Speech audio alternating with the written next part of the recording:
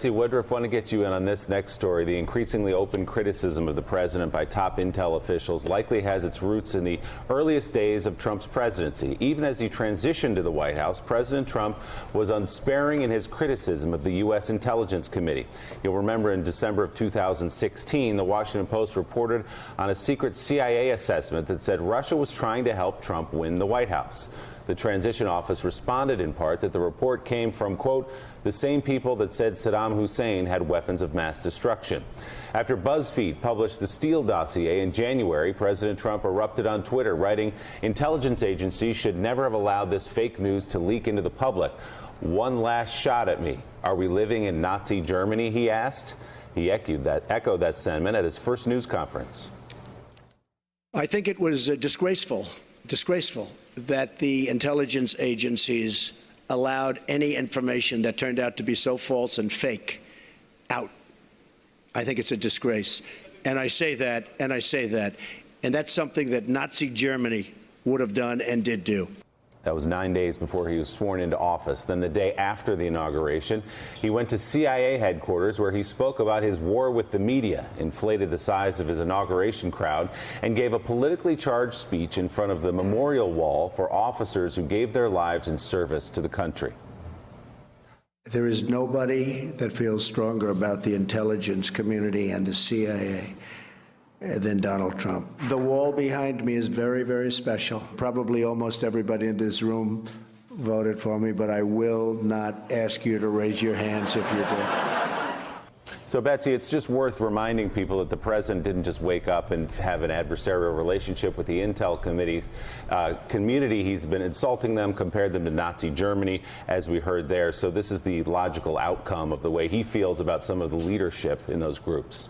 Right, and this didn't start when he was inaugurated as president. Going back over the course of Trump's career as a public figure, he's long harbored conspiracy theories that relate to the way the intelligence community functions. Remember, he blamed Ted Cruz's father for being involved in the assassination of JFK. JFK conspiracy theories are closely tied to conspiracy theories about the intelligence community. There hasn't been a conspiracy theory Trump has encountered that he hasn't embraced. He's sort of very much of the mind that there is a deep state that is puppet mastering the United States national security and foreign policy. This is something that's concerned him going back through his time as a public figure. So he's very much acting in character when he goes after the intelligence community using this kind of really incendiary rhetoric. And it's also not just President Trump. Remember Rudy Giuliani, who's his attorney, who speaks with his blessing, who's become the public face of his attacks on the Mueller investigation, has actually compared FBI agents to stormtroopers, once again invoking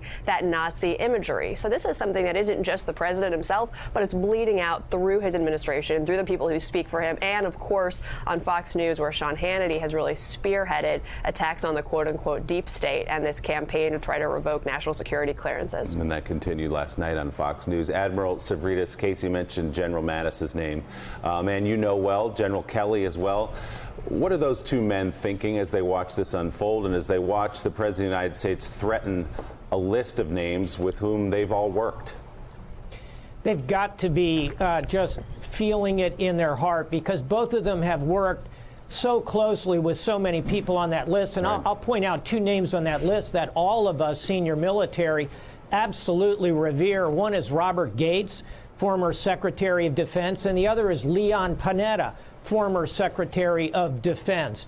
Both of them, a Republican and a Democrat, served the country in unbelievable ways, are in no way representative of this false notion of a deep state. And to see their name on that list has got to really give pause to Jim Mattis and John Kelly. It certainly hit me very hard when I read that list. That is the document to focus on this morning. So, Admiral, what can they do about it remains the question, because we've heard that they've been frustrated and outraged at certain times over the course of this administration, and yet the course of the presidency doesn't seem to change. Is there some pressure they can apply if they really are as outraged as you suggest they may be? They are going to have to do what they have done thus far, which is try their best to present a guardrail around an extremely impetuous and extremely volatile president. All I can say is it's, in terms of their service, it's probably like a lighthouse You don't know what would happen if the lighthouse wasn't there to warn the ships off the rocks. Maybe it could be a lot worse. I know they'll continue to do the best they can because they're both patriots of this country. Admiral James Stavridis, great to have you with us this morning on this story. Thanks so much. Thank you. Still ahead on Morning Joe, by the government's count, more than 500 children remain separated from their parents. We'll get a live report on what the administration has to say about that. Plus, a few years ago, we asked Aretha Franklin here on Morning Joe to define the meaning of the word diva.